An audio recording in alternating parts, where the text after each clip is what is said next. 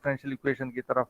सो अभी जो है ना हम सेकेंड ऑर्डर को डिस्कस कर रहे हैं ना पार्शियल को डिस्कस कर रहे हैं, हम फर्स्ट ऑर्डर डिफरेंशियल इक्वेशन को डिस्कस कर रहे हैं। So the first type of differential equation is separable differential equation. Separable differential equation has the form dy by dx is equal to g of x into h of y. वो कहते हैं कि कोई भी differential equation जो इस form में हो dy by dx is equal to g of x into h of y, where g of x is a function of x and h of y is a function of y, product की form में, is said to be separable or to have separable variable. वो कहते हैं कि इस तरह का differential equation जो है उसको हम कहते हैं सेपरेबल डिफरेंशियल इक्वेशन। उसने फिर एग्जांपल दिए हैं, जो फर्स्ट एग्जांपल है उसने लिखा है कि dy by D x is equal to Y square X E to the power 3x plus 4y and dy by D x is equal to y plus sine X are separable and non separable respectively. वो कहते हैं जो first one है ये separable differential equation है, जो second one है ये सेपरेबल डिफरेंशियल इक्वेशन नहीं है। और जो फर्स्ट वन है वो क्यों सेपरेबल है और जो सेकंड वन है वो क्यों सेपरेबल डिफरेंशियल इक्वेशन नहीं है। अगर आप फर्स्ट इक्वेशन को यहाँ पिक करें, ये जो इक्वेशन है dy by D X, dy by D x is equal to Y square है, x है और इसके साथ e to the power 3x plus 4y है। तो e पे पावर जो है 3x प्लस 4y है। यू नो दैट के एक्सपोनेंशियल का जो है ये एक रूल है, e to the power a plus b is equal to e to the power a dot e to the power b। तो यहाँ पे e to the power 3x को मैं लिख सकता हूँ e to the power 3x dot e to the power 4y। इसको मैं प्रोडक्ट की फॉर्म में इस तरह लिख सकता हूँ।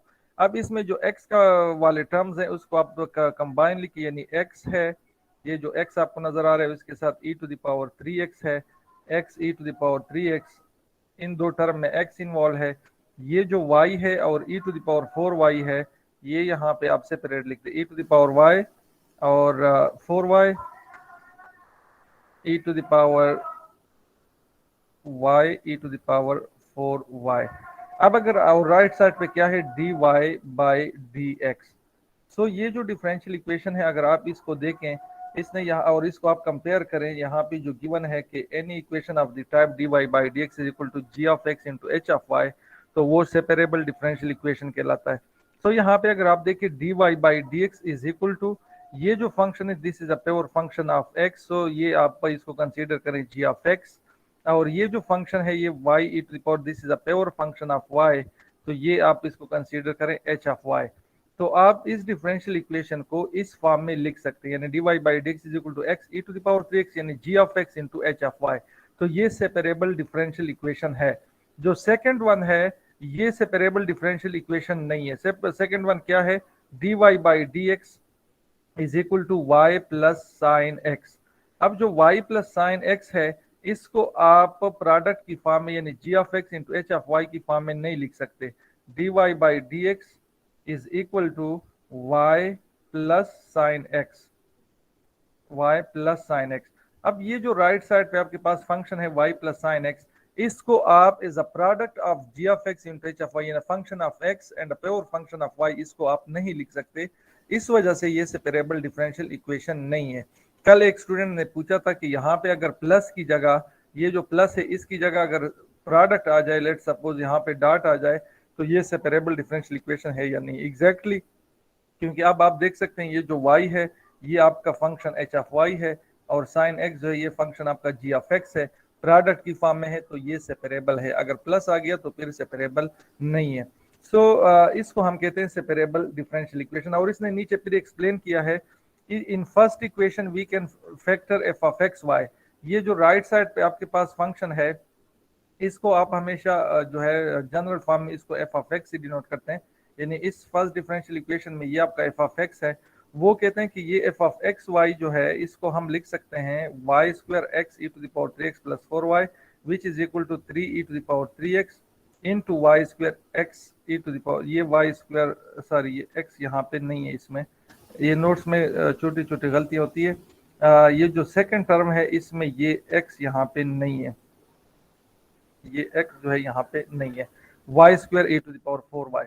तो ये जो है अभी जो ऊपर मैंने एक्सप्लेन किया कि आप as a function of X and a function of Y product की फॉर्म इसको लिख सकते हैं. But in the second equation there is no way of expressing Y plus sine X as a product of a function of X time a function of Y.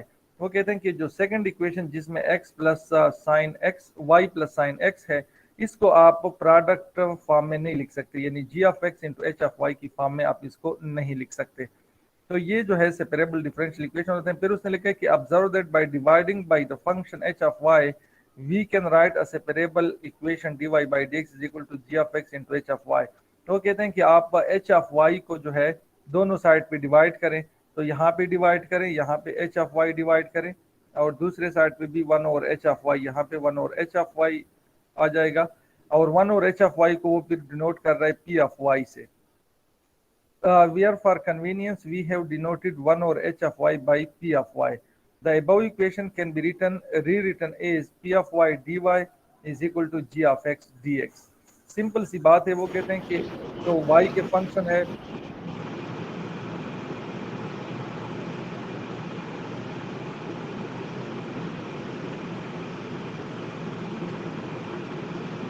Wajid Ali अपना mic बंद कर दें please.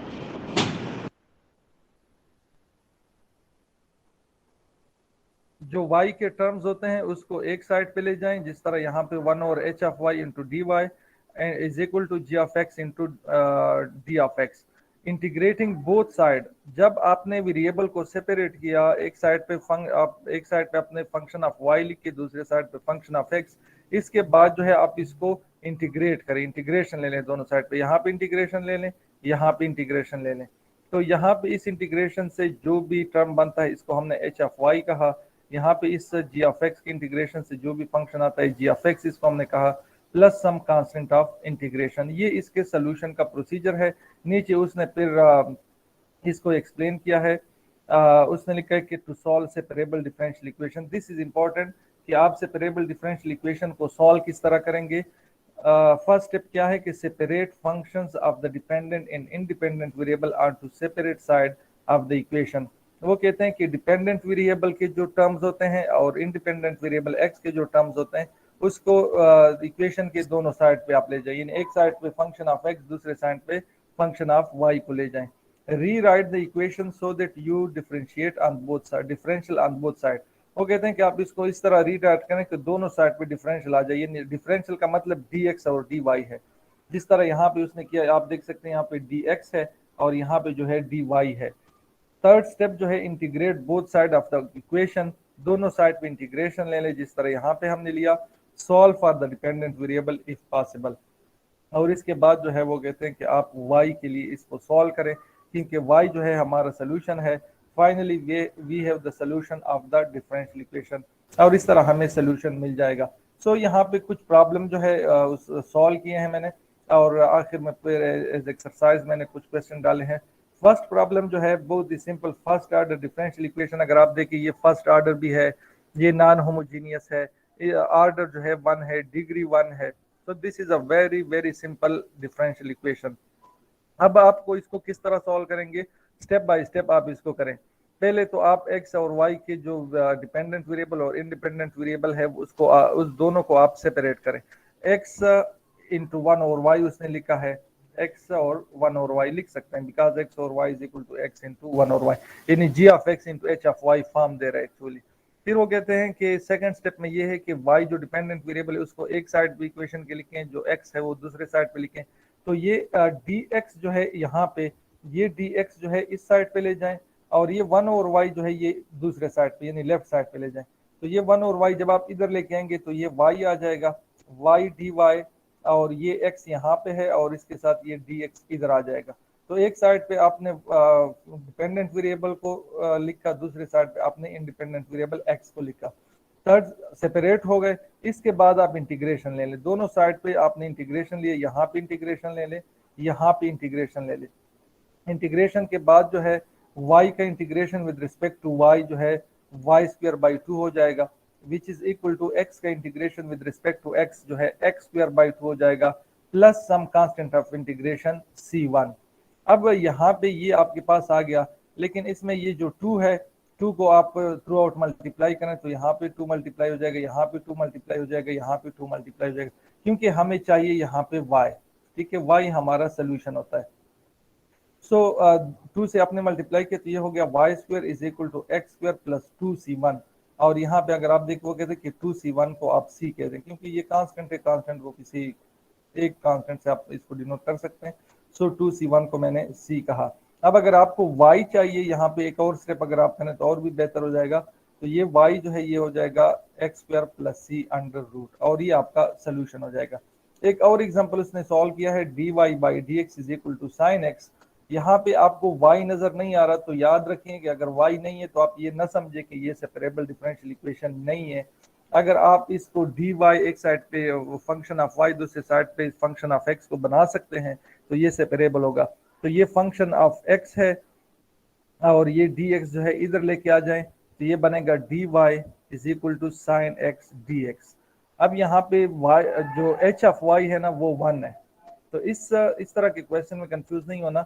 यहाँ पे dy का coefficient जो है वो 1 है, मीन टू से दैट कि g of x into H of y, ये जरूरी नहीं कि हमेशा y और x दोनों इसमें पेयर होंगे, हो सकता है। अब यहाँ पे g ऑफ x जो है साइन x है और h ऑफ y जो है वो क्या है 1 है, ठीक है।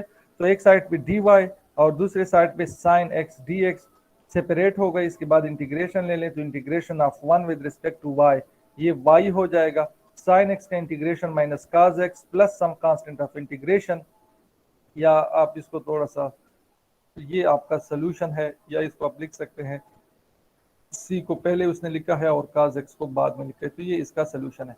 प्रॉब्लम नंबर 3 जो है इसमें dy by D x form जो है अगर आपको नजर नहीं आ रहा तो फिर भी आपने इसमें कंफ्यूज नहीं होना। देखें यहाँ पे dx plus e to the power 3x dy है, तो इस डिफरेंशियल इक्वेशन को पहले आप सेपरेट करने की कोशिश करें कि एक साइड पे फंक्शन ऑफ y आ जाए, दूसरे साइड पे फंक्शन ऑफ x आ जाए। तो उसने यहाँ पे क्या किया है, dx जो है dx is equal to e to the power 3x into dy, sorry ये प्लस है, plus e to the power 3x dy is equal to 0। अब आप क्या करें, ये जो dx है या ई टू दावर 3y dy, इसको इधर छोड़ दे, dx को दूसरे साइड पे ले जाएं, तो उसने एक्चुअली किया है e to the power 3x dy is equal to minus dx, ठीक है। अब इसके बाद जो है dy डिवाइडेड बाई dx कर दें, ये dx अगेन इधर लेके आ जाएं, और this is equal to minus e to the power 3x आ जाएगा, ठीक है। dy by dx is equal to minus e to the power 3x। अब सर ये 3x जो है ये इस साइड पे अगर ऊपर डिनोमिनेटर में है, न्यूमरेटर में है, अगर आप इसको इधर लेके जाएंगे तो ये e to the power minus 3x बनेगा। ये आपको नजर आ रहा है, ये देखिए minus e to the power minus 3x, क्योंकि जब आप इसको लेफ्ट साइड से राइट साइड पे लेके जाएंगे यहाँ पे ई टू दावर 3x यानी पावर जो है प्लस है, अगर आप इसको इस साइड पे लेके जाएंगे तो ये 1 over E to the power 3x होगा, और 1 over E to the power 3x, अगर ई टू दावर 3x को डिनोमिनेटर से ऊपर आप लेके जाएंगे न्यूमरेटर में तो माइनस 3x बनेगा। अब इसके बाद जो है dx अगेन आप उस साइड पे ले जाएं, तो dx अगर आप यहाँ से शिफ्ट कर दें और इधर लेके जाएं तो minus e to the power 3x into dx हो जाएगा।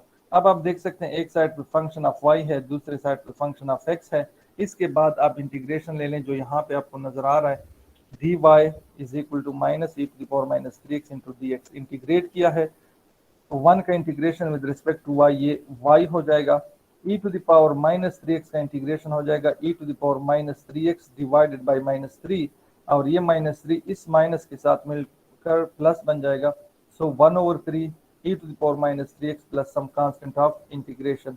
तो ये जो है इस डिफरेंशियल इक्वेशन का सोल्यूशन है। इसके सर ये y is equal to 1 by 3 किस तरह, y is equal to, sir ये y is equal to 1 by 3 power minus 3x, यहाँ से नहीं समझ आया, 1 बाई 3 इस तरह आ गया और ये माइनस कहाँ गया। ठीक है, मैं यहाँ पे आप ये आपको नजर आ रहा है जो मैं साइड पे लिख रहा हूँ,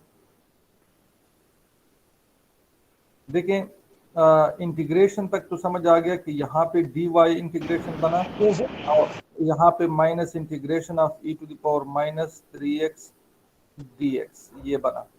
ये जो इंटीग्रेशन ऑफ 1 dy है यहाँ से तो y बनेगा इज इक्वल टू माइनस, ये माइनस मैंने लिखा। अब e to the power minus 3x का इंटीग्रेशन क्या होता है?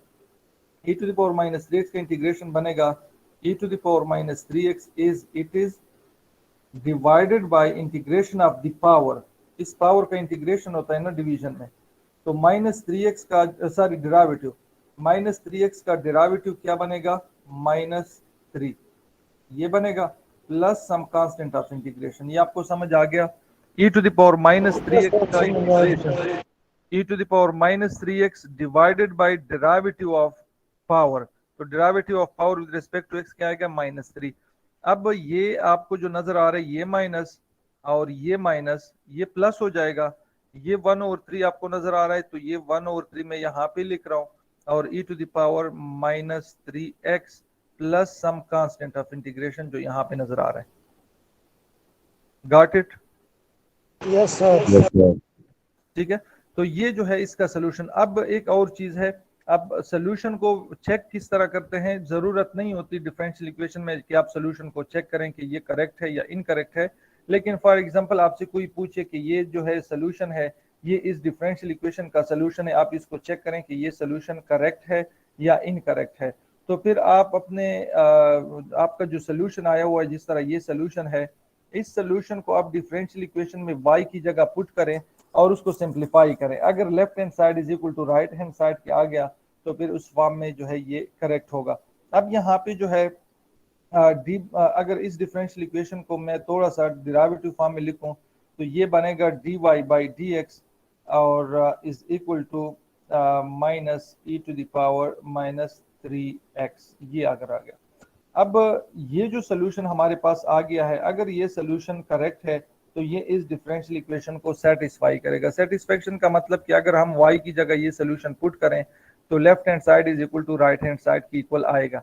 अब इसमें आपको y जो नजर आ रहा है, यहाँ पे y नजर आ रहा है, इस y की जगह आप ये वैल्यू पुट कर दें और इसको डिफ्रेंशिएट करें विद रिस्पेक्ट टू x, यानी मैं यहाँ पे लिखूंगा कि d बाई डी एक्स यानी derivative of the function y, और y जो आपका सोल्यूशन है यहाँ पे ये है 1/3 e to the power minus 3x plus some constant of integration.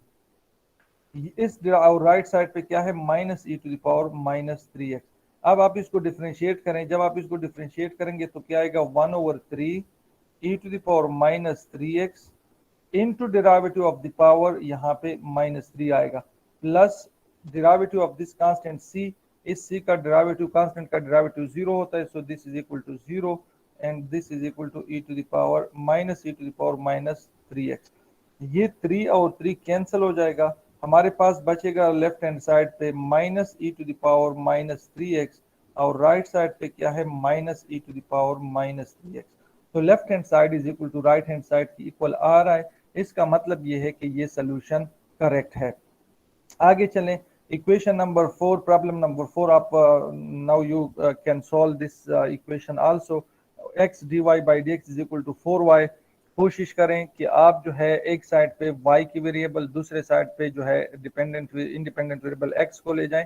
सो यहाँ पे x जो है इसी से मैं एक्सप्लेन करूंगा, ये x दूसरे साइड पे चला जाएगा तो 1/x हो जाएगा इंटू 4y।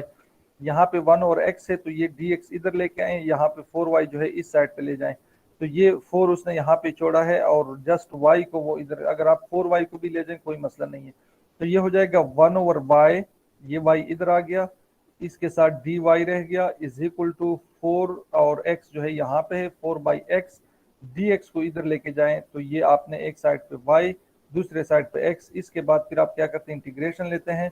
इंटीग्रेशन लिया है, यहाँ पे इंटीग्रेशन लिया है, तो इस ये जो इंटीग्रेशन होता है, कल भी मेरे ख्याल में कुछ स्टूडेंट कंफ्यूज थे, 1/y dy ये होता है नेचुरल लॉग ऑफ y। जिस तरह integration of 1/x with respect to x जब आप इंटीग्रेट करते हैं तो क्या आता है? Natural log of x। अब यहाँ पे 1/y है और विद रिस्पेक्ट टू y अगर आप इसको इंटीग्रेट करें तो ये नेचुरल लॉग ऑफ y बनेगा। सो यहाँ पे ये बनता है natural log of y, 4 constant है बाहर लिख दें और 1/x dx है, तो ये बनेगा natural log of x। Plus some constant of integration. तो यहाँ पे कांस्टेंट ऑफ इंटीग्रेशन वो नेचुरल लॉग की फॉर्म में लिख रहे हैं। नेचुरल लॉग ऑफ सी भी एक कांस्टेंट है, क्योंकि दोनों टर्म में यहाँ पे नेचुरल लॉग आ रहा है, तो इस वजह से कांस्टेंट ऑफ इंटीग्रेशन भी वो नेचुरल लॉग ऑफ सी लिख रहा है। अब इसके बाद जो है नेचुरल लॉग ऑफ वाई, ये जो टर्म है यहाँ पे, जो नेक्स्ट टर्म है, इसको आप थोड़ा सा देख लें, इसमें फिर आप कंफ्यूज हो जाएंगे। यहाँ पे जो एक तो आ गया natural log of y, right side पे आ गया 4 natural log of x plus natural log of c. ठीक है, मुझे यहाँ से y निकालना है। सो ये जो 4 है, आपको एक नेचुरल लॉग की एक प्रॉपर्टी है कि m natural log of n जो होता है, ये इक्वल होता है natural log of n to the power m। This is a property of natural log, यानी यहाँ पे जो नेचुरल लॉग के सामने जो कोफिशिएंट होता है, ये इसके पावर में चला जाता है। सो यहाँ पे जो स्टेप हुआ है, ये जो 4 आपको पहले इसके जस्ट अ मिनट, 4 किधर चला गया, एक मिनट, यहाँ पे 4 है। ठीक है, 4 natural log of x plus natural log of c. अब ये जो 4 नेचुरल लॉग ऑफ एक्स है, इसको उसने लिखा है natural log of x to the power 4। तो ये स्टेप जो है, इसमें कंफ्यूज नहीं है, this is property of natural log. 4 natural log of x यानी m natural log of n, तो ये 4 जो है x के पावर में चला जाएगा, यहाँ पे ये बनेगा natural log of x to the power 4 plus natural log of c। अब एक और प्रॉपर्टी है नेचुरल लॉग की, और वो ये कि natural log of a plus natural log of b, ये किसकी इक्वल होता है, नेचुरल लॉग ऑफ ab, यानी product of these two terms, यानी natural log of ab is equal to natural log of a plus natural log of b। तो यहाँ पे अगर आप देखें natural log of a plus natural log of b है, तो इसको मैं लिख सकता हूँ नेचुरल लॉग ऑफ इन दोनों का प्रोडक्ट, यानी cx4। इसको मैं इस तरह लिख सकता हूँ। अब यहाँ पे जो है ना, ये स्टेप इसमें आप, ये मैंने यहाँ पे इसलिए किया कि इस स्टेप के बाद उसने ये स्टेप लिखा है, ये जो आपको नजर आ रहा है। ठीक है, natural log of x square into सी। तो ये नेचुरल लॉग की दो प्रॉपर्टी यहाँ पे यूज हुई। एक तो ये 4 जो है एक्स के पावर में चला जाएगा, तो natural log of x square हो जाएगा, plus natural log of c. तो natural log of a plus natural log of b जो है वो natural log of a b की इक्वल होता है। तो ये बनेगा natural log of x square into c. अब यहाँ पे दोनों साइड पे ये नेचुरल लॉग को आप कैंसिल कर सकते हैं, ये खुद ब खुद कैंसिल नहीं होते, ये एक्चुअली दोनों साइड पे एक्सपोनेंशियल उसने लिया है। दोनों साइड पे जब आप एक्सपोनेंशियल लेंगे, तो नेचुरल लॉग और एक्सपोनेंशियल जो है वो आपस में कैंसिल आउट हो जाएंगे। तो यहाँ पे उसने लिखा है e to the power natural log of y is equal to e to the power natural log of x4 into सी। तो एक्सपोनेंशियल नेचुरल लॉग कैंसिल होकर हमें y मिलेगा, यहाँ पे एक्सपोनेंशियल नेचुरल लॉग कैंसिल होकर हमें x4 इंटू सी मिलेगा। This is the solution of the given differential equation x dy by dx is equal to 4y। इसके बाद ये कुछ एग्जांपल आपने खुद सॉल्व करने हैं। dy by dx is equal to e to the power 3x plus 4y है, तो e to the power 3x plus 4y, ये एक तो एक्सपोनेंशियल की जो प्रॉपर्टीज हैं आपको पता होनी चाहिए कि e to the power a plus b जो है, इसको मैं लिख सकता हूँ e to the power a dot e to the power b। ठीक है, तो यहाँ पे उसने यही किया है कि जो लेफ्ट हैंड साइड पे फंक्शन है, इसको लिखा है e to the power 3x dot e to the power 4y। अब यहाँ पे e to the power 3x है, तो dx इधर लेके जाएं, e to the power 4y ये इस साइड पे ले जाएं। तो यहाँ पे देखें, आप जो छोटी छोटी चीज़ों में आप कंफ्यूज होते हैं, यहाँ पे अगेन अगर आप यहाँ पे देखें, यहाँ पे e to the power 4y है, लेकिन जब ये इधर आ गया है तो e to the power minus 4y बन गया है। तो ये एक्चुअली आप इसको, मैं यहाँ पे साइड पे थोड़ा सा एक्सप्लेन कर दूँ, dy by dx is equal to e to the power 3x dot e to the power 4y। ठीक है, ये बनेगा, ये जो e to the power 4y है, इसको मैं इस साइड पे शिफ्ट कर रहा हूँ, तो ये बनेगा 1 over e to the power 4y, क्योंकि इस साइड पे आप लेके जाएंगे तो डिवीजन में आएगा इसके साथ dy, और e to the power 3x is it is, और dx जो है इसको राइट साइड पे लेके जाएंगे तो ये ऊपर चला जाएगा यहाँ पे dx। अब जो माइनस साइन आपको नजर आ रहा है ना, यहाँ पे इस 1 over e to the power 4y को, यानी जो डिनोमिनेटर में e to the power 4y है, इसको अगर आप ऊपर न्यूमरेटर में लेके जाएंगे तो ये पावर जो है ये हमेशा क्या बनता है, चेंज हो जाता है। तो ये e to the power minus four y d y बनेगा, और राइट साइड पे e to the power three x into d x बनेगा। तो ये माइनस फोर जो है, माइनस फोर वाई, ये इसलिए आया है क्योंकि यहाँ पे जब आप इसको ले जाएंगे इधर तो ये डिवीजन में चला जाएगा, लेकिन वो डिवीजन में नहीं लिख रहा, वो डायरेक्ट जो है ऊपर नोमिनेटर में लिख रहा है। तो यहाँ पे माइनस फोर वाई इसके साथ आएगा, जिस तरह यहाँ पे मैंने एक्सप्लेन किया।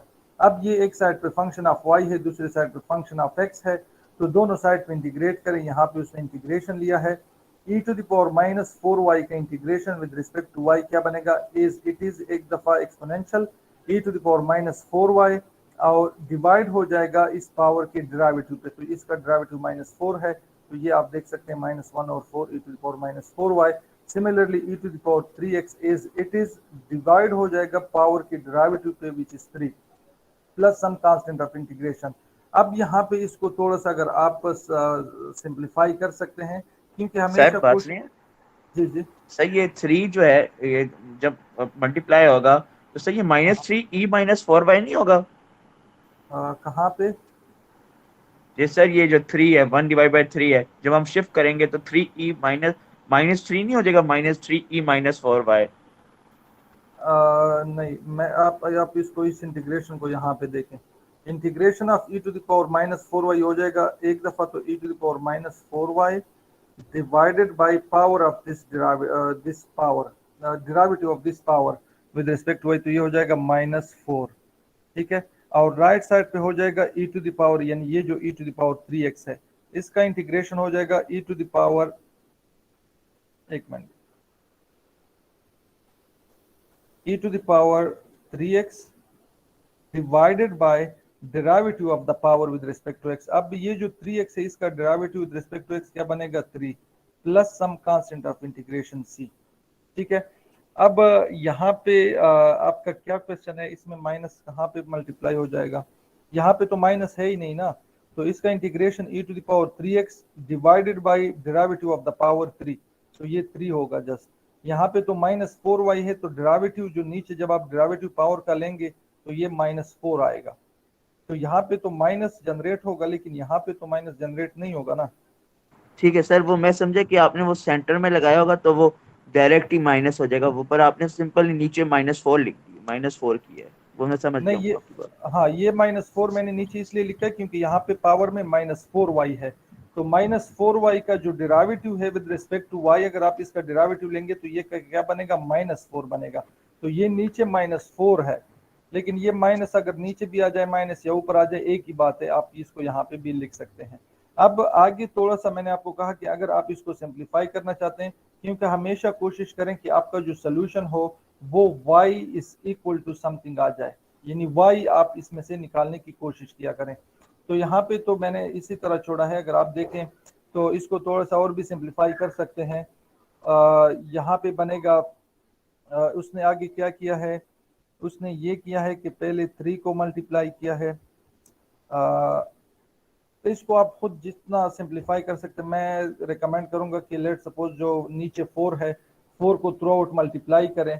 तो 4 को जब मैं मल्टीप्लाई करूंगा माइनस के साथ, तो ये बनेगा e to the power minus four y is equal to, ये जो यहाँ पे 4 है और माइनस है, ये थ्रू आउट मल्टीप्लाई करें तो आप इसको देखें, ये राइट साइड पे बनेगा minus four divided by three e to the power three x, और ये बनेगा माइनस फोर सी बनेगा। अब यहाँ पे जो है एक्सपोनेंशियल अगर आप ले लें, तो एक्सपोनेंशियल जब आप लेंगे तो सॉरी नेचुरल लॉग, तो नेचुरल लॉग एक्सपोनेंशियल के साथ कैंसिल हो जाएगा, हमें मिलेगा माइनस फोर वाई, और यहाँ पे हमें मिलेगा नेचुरल लॉग ऑफ ये होल फंक्शन ये जो है, और फिर ये माइनस फोर जो है इसको डिवाइड करेंगे तो ये बनेगा y is equal to minus one by four into natural log of this thing, ये यहाँ पे जो आ रहा है। तो आप इसको सिंप्लीफिकेशन की कोशिश करें।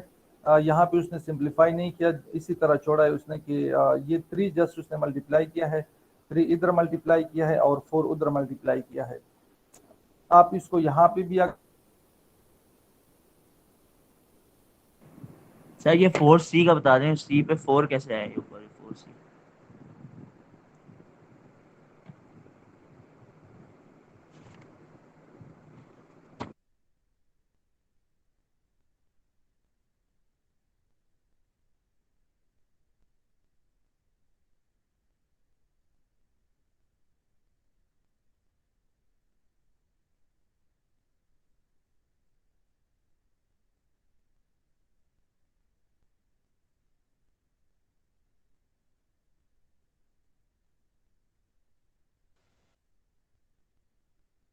डी वाई, ये कुछ सीकेंड, ये फंक्शन ऑफ वाई है, तो सर ये जी, इधर सर चला जी ये गया। बता रहे हैं सर, वो जी जी। बात आपकी कट गई थी, तो सर वो शुरू में मुझे पूछना था कि ये 4c कैसे बना है, जो हम क्वेश्चन कर रहे थे पहले। एक मिनट ऊपर करिएगा सर। है ना? ये 4, ये क्वेश्चन 5 जो कर रहे थे। बच्चे ये तो बहुत ही एक तरह से ना, आप इसको अगर खुद बैठ के देखे ना, मैंने आपको कहा कि आप अपने आंसर को जितना सिंप्लीफाई कर सकते हैं आप सिंप्लीफाई करने की कोशिश किया करें। तो यहाँ पे ज़रूरी नहीं है कि जिस तरह इन नोट्स में गिवन है ये भी करेक्ट है, मैं ये नहीं कह रहा। यहाँ पे आपका जो सोल्यूशन है, मैंने यहाँ से जो एरो लगाया है आप देख सकते हैं, मैं एक बार फिर इसको एक्सप्लेन कर देता हूँ।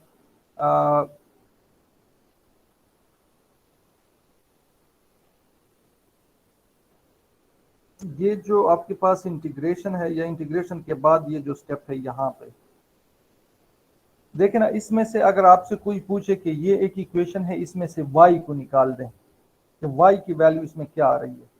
अब y जो है आपको कहाँ पे नजर आ रहा है? y जो है मुझे यहाँ पे इस टर्म में e⁻⁻⁴y, ये मुझे y नजर आ रहा है इसमें।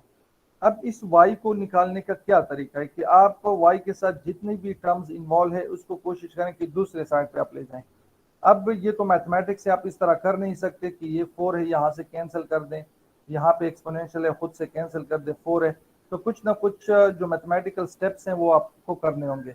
अब फर्स्ट ऑफ ऑल मैं अगर इस 1/4 या -1/4 को एलिमिनेट करूंगा, तो मैं क्या करूंगा कि ये -4 जो है ये थ्रू आउट मैं इस इक्वेशन के साथ मल्टीप्लाई करूंगा। तो -4 जो है आप मल्टीप्लाई करेंगे, तो मैं ये जो मैंने यहाँ से इस इक्वेशन को आप देखिए, ये इक्वेशन क्या बनेगा, मैं यहाँ पे लिख रहा हूँ कि ये बनेगा e⁻⁻⁴y, क्योंकि -4 जो है ये मैं मल्टीप्लाई किया तो माइनस माइनस प्लस हो गया, 4 और 4 कैंसिल हो गया। -4 इन इस साइड पे भी मल्टीप्लाई होगा, तो इस साइड पे ये बनेगा -4/3 और e⁻3x, और ये -4c1 के साथ भी मल्टीप्लाई हो जाएगा, तो ये बनेगा -4c1। ये मैंने जस्ट -4 को मल्टीप्लाई किया है।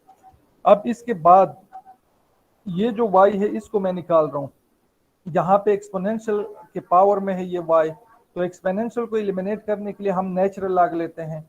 तो इसके बाद मैंने नेचुरल लॉग लेना है दोनों साइड पे। अब आप एक साइड पे नहीं कर सकते, मैथमेटिक्स से या इक्वेशन में दोनों साइड को आप उस तरह जो है वो ऑपरेट करेंगे।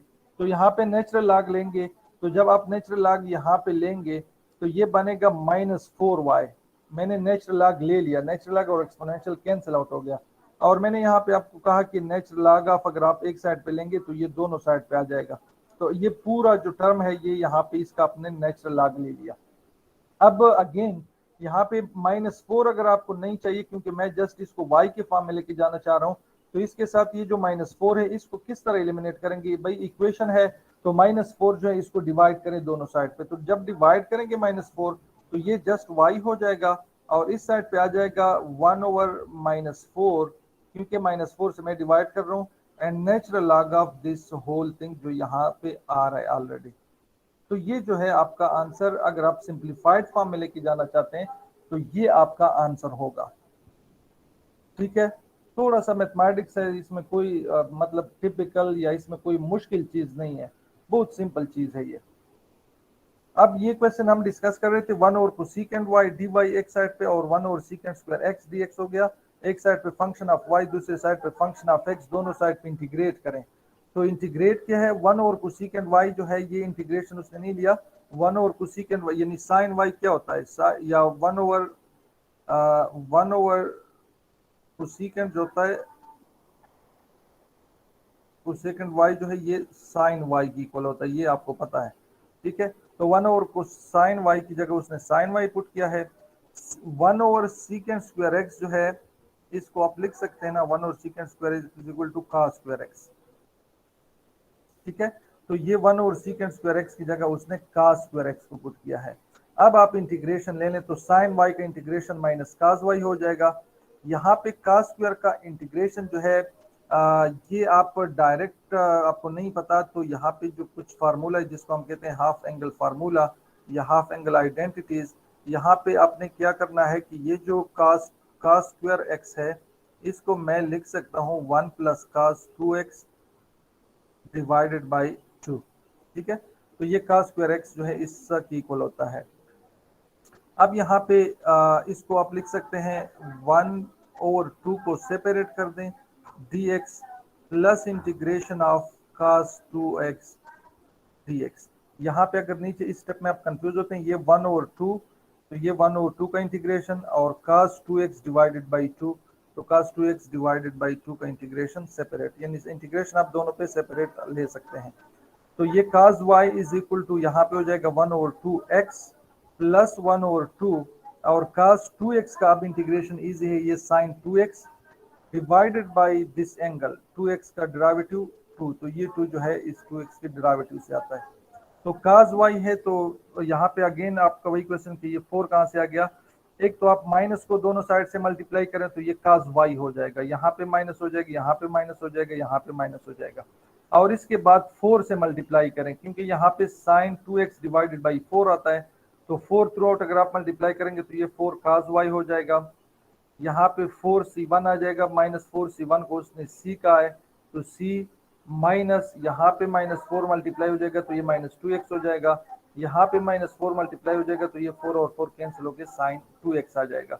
तो आप इसको इसी तरह भी जोड़ सकते हैं, या अगर आप इसमें से y को निकालना चाहते हैं तो ये 4 इस साइड पे डिवाइड करें और cos y, अब cos y को किस तरह एलिमिनेट करेंगे, cos इनवर्स लेंगे, तो cos और cos इनवर्स जो है वो यहाँ पे एलिमिनेट हो जाएगा, जस्ट हमें y मिलेगा। यानी मैं ये कहना चाह रहा हूँ कि अगर आप इसको यहाँ पे छोड़ दें कोई मसला नहीं है, या अगर आप यहाँ से y निकाल सकते हैं इजीली तो आप इससे y निकालने की कोशिश किया करें। बाकी ये प्रॉब्लम नंबर 6 इसको आपने खुद देखना है, यहाँ पे सॉल्व है। Problem number 8 this is initial value problem, इसको मैं नेक्स्ट लेक्चर में भी डिस्कस करूंगा। इनिशियल वैल्यू प्रॉब्लम में जो कांस्टेंट, अगर आप ऊपर जितने भी हमने क्वेश्चन सॉल्व किए आप देख सकते हैं कि सोल्यूशन में एक कांस्टेंट पेयर होता है। आप हर क्वेश्चन देखें, यहाँ पे कांस्टेंट पेयर हो रहा है, फिर आप अगर ऊपर देखें यहाँ पे कांस्टेंट पेयर हो रहा है, तो हर क्वेश्चन में जो है एक कांस्टेंट पेयर हो रहा है। तो मैंने आपको लास्ट लेक्चर में समझाया था कि जब इनिशियल वैल्यू प्रॉब्लम की बात आती है तो वहाँ पे इनिशियल वैल्यू गिवन होते हैं, ये इनिशियल कंडीशन जिसको हम कहते हैं। तो यहाँ पे जो आपको नजर आ रहा है कि y of 5/4 is equal to 1, एक तो डिफरेंशियल इक्वेशन ये है आपके सामने dy by dx is equal to 4 into 1 plus y squared, ये डिफरेंशियल इक्वेशन है। जब आप इसको सॉल्व करेंगे तो आपके पास इसमें एक कांस्टेंट पेयर होगा, यहाँ पे आप देख सकते हैं ये जो कांस्टेंट यहाँ पे पेयर हो रहा है c, इस c को फाइंड करने के लिए आप इनिशियल कंडीशन को यूज करते हैं और यहाँ से c की वैल्यू निकालते हैं। ये c की वैल्यू दोबारा यहाँ पे पुट करके हमें कंप्लीट सोल्यूशन मिल जाता है। ये इंशाल्लाह हम नेक्स्ट क्लास में ये 1-2 एग्जांपल सॉल्व करेंगे।